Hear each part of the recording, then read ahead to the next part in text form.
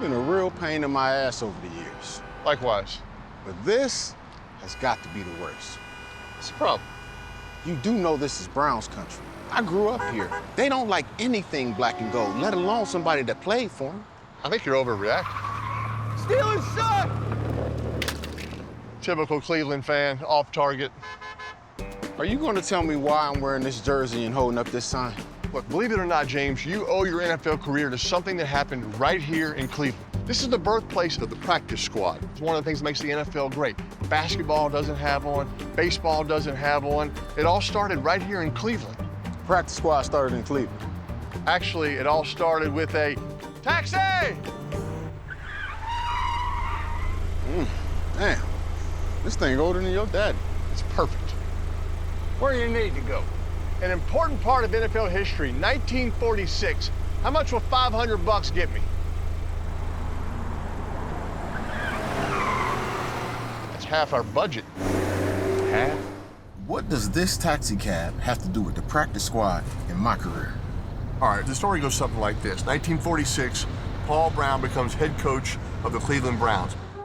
Lou Groza has a question, and Coach Paul has the answer. Back then, roster limits, 33 players. Paul Brown has more than just 33 good football players, so he doesn't want to lose them to his opponents in competition. So what do you do? He convinces Mickey McBride to hire them as taxi drivers for his taxi company, the Yellow Cab Company of Cleveland. So Browns were driving yellow cabs. Would it have been less weird if they were brown cabs? Is that even legal? Let's just say they were as legal as your most expensive hits. Steelers linebacker James Harrison fined $75,000 for that hit to the head neck area. Browns wide receiver Mohamed Massaquoi. I'd like to thank Roger Goodell for being my biggest adversary. Amazingly, the Browns' taxi shifts never conflicted with a practice or a game. Oddly convenient. Not suspicious at all, huh? I don't think so.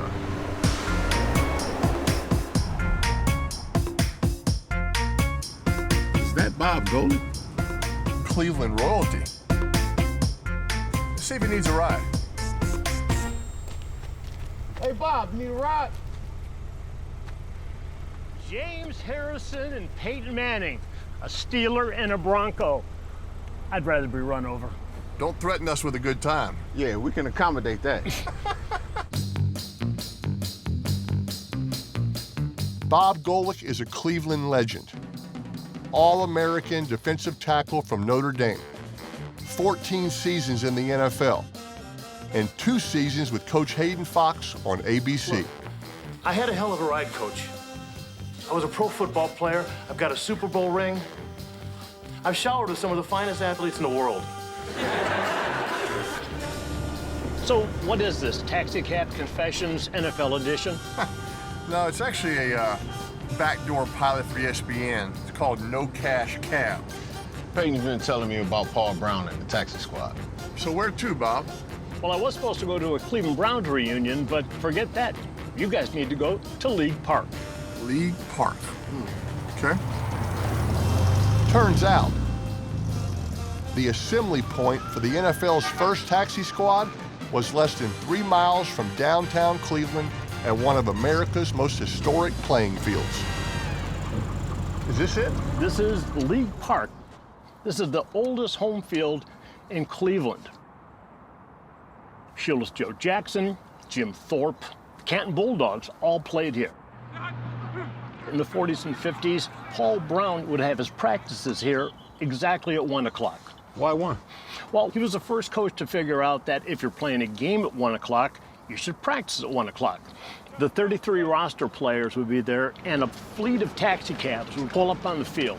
And let me guess, all those cab drivers would join the practice? Exactly. You know, Paul Brown's Browns, 10 championships in 11 seasons. Amazing. The mighty Cleveland Browns, defending world champions, come charging onto the field. And the capable mentor who put them on top, Coach Paul Brown. You know, they said he was a genius, but it's easy to be a genius when you've got the best players, and he had the better players because of The taxi squad. Exactly.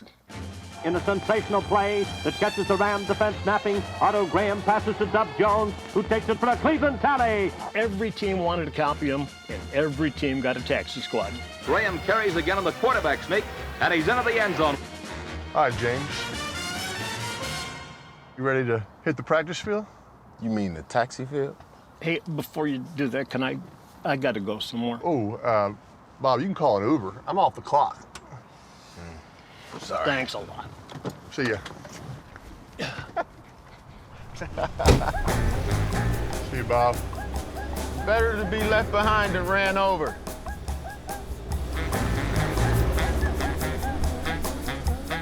Just like the first taxi squad, James and I parked our cab right on the edge of the field.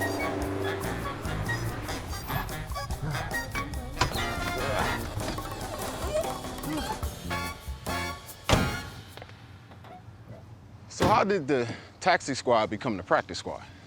The taxi squad became legalized in the 60s. In the 70s, when the commissioner, Pete Rozelle, wanted to make the league more businesslike, they changed the name to the practice squad.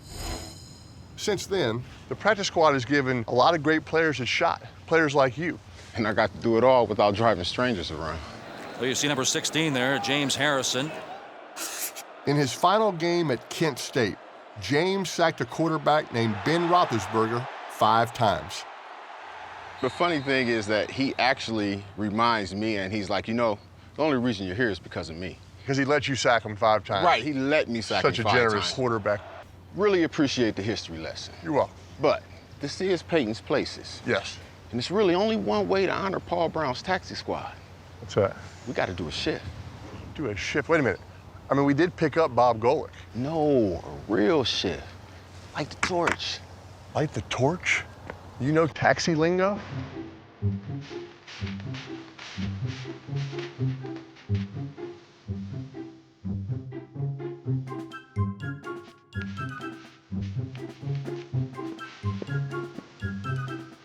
That actually suits you well. You like it?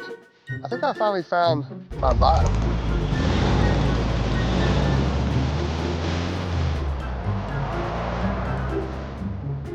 Do you even know how to be a 1946 cab driver? Yeah, I think so. I think I just drive around and talk about how glad I am World War II is over. Watch this. Dispatch, this is cab 18. We're on Euclid Avenue. Milton? Is that you? I've been waiting 40 years to hear your voice again. Scratch that idea.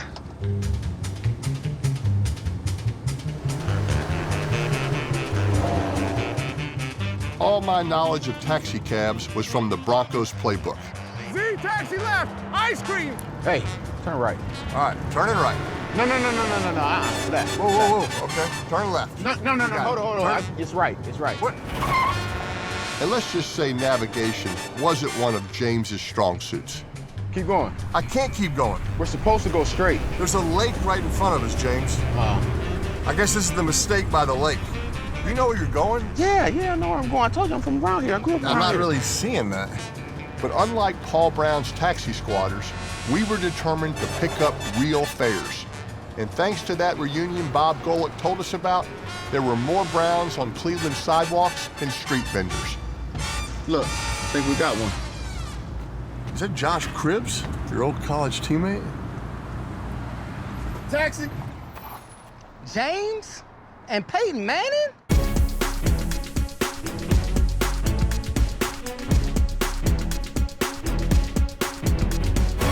What's good, baby? Where you want to go? I'm late for a Browns reunion.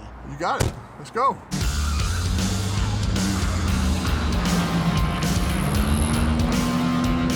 What is this, taxi cab confessions? NFL edition? No. Why should everybody keep asking us that? Oh, yeah. James, you got them fines you got to pay off from Roger Goodell. Thrown down wrestling style and a penalty marker. Nah, we just experiencing what it was like to be on Paul Brown's taxi squad. I see. All right, you guys were college teammates. What was it like when you played against each other in the NFL? He took a hit. It was a hit by his college teammate at Kent State, James Harrison. Listen, that's my homeboy. I'm trying to do him worse than anybody else so I can talk to him in the offseason. You got to be able to jaw and talk trash, you know? Yeah, my wife is still not cool with me being friends with him to this day. After dropping off Josh, we ran into a pack of wild dogs. Cleveland's most famous fans, the Dog Pound. How you doing, man? Macho, how you doing? Good to meet you. Good to meet you, too. And the man who named them, Hanford Dixon.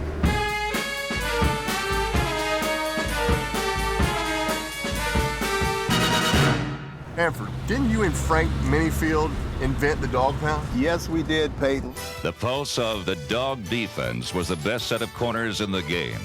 All-pros Frank Minifield and Hanford Dixon. It was originally meant for the defensive line. Frank and I, we started barking at those guys, and we told them, when we bark at you, just lay it back like old dog chase a cat and go get the quarterback. We started barking, and before we know it, everybody was the dogs. Everybody was barking. And that's the Dog Pound end of Cleveland Stadium, where they're really going to make it tough on Elway. They're barking in there. They're barking. They are howling down there. So that's how that whole dog thing started. I remember one time Elway and the Broncos were here. They had to switch sides because the Dog Pound was too loud. Now the Dog Pound throwing things out of the end zone seats. Elway is complaining. When you look at the tape, you can see the dog bones through John Elway's footwork out of rhythm. Elway out of his own end zone, and it's almost intercepted. They were throwing dog bones, and he had to switch sides. Flying debris, we're going to change ends of the field. Third down. John Elway asked for it, and he received it. Now what happens if they get the first down? Do they go back to the other way again? We have talked to the defensive captain to help control the noise. Thanks for your cooperation. That's why we say beware of the dogs when you come in Cleveland Browns Stadium. James, it's been a lot of fun. I appreciate you being a part of it. I think our shift is over. I think we're in some overtime pay. I agree. Look, so much of what the NFL is today was created by Paul Brown. None got more gas mileage, though, than the Taxi Squad. Let's go Taxi Squad on three. Here we go. 1, 2, 3. Taxi Squad.